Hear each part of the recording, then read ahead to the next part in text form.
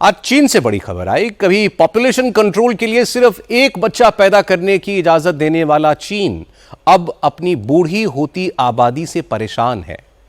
चीन की सरकार ने अब आबादी बढ़ाने के लिए नई स्कीम लॉन्च की है।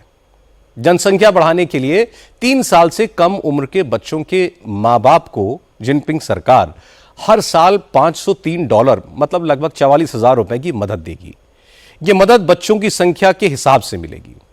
मतलब जिसके परिवार में एक बच्चा है उसको साल में $503 मिलेंगे, जिसके 2 बच्चे हैं उसको $1,006 की सहायता मिलेगी, तीसरा बच्चा होगा तो $503 और मिलेंगे। इसके लिए चीन की गवर्नमेंट ने $13 बिलियन का बजट रखा है। दरअसल लंबे वक्त तक सिर्फ वन चाइल्ड पॉलिसी अपनाने की वजह से चीन की आबादी में लगातार गिरावट आई। चीन की टोटल फर्टिलिटी रेट मतलब प्रति महिला बच्चों की औसत संख्या घटकर 1.18 हो गई, जबकि आबादी को स्थिर बनाए रखने के लिए यह दर कम से कम 2.1 होनी चाहिए। इसलिए पहले चीन ने वन चाइल्ड पॉलिसी को खत्म किया, 2 या इससे भी ज्यादा बच्चे पैदा करने की इजाजत दी। लेकिन अब चीन में बहुत से कपल्स बच्चे पैदा करने से हिचकते हैं, इसलिए उनको एनकरेज करने के लिए सरकार ने यह चाइल्ड केयर सब्सिडी शुरू की है। चीन के पॉपुलेशन एक्सपर्ट्स उम्मीद कर रहे हैं कि इससे चीन की बूढ़ी होती आबादी में एक नई जान आएगी।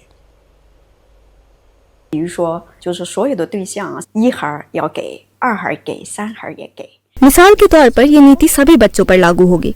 पहले बच्चे को सब्सिडी मिल सकेगी, दूसरे बच्चे को भी सब्सिडी का फायदा मिलेगा और तीसरे बच्चे को भी ये सब्सिडी मिल सकती है। सबके लिए नियम और शर्तें एक जैसी रहेंगी।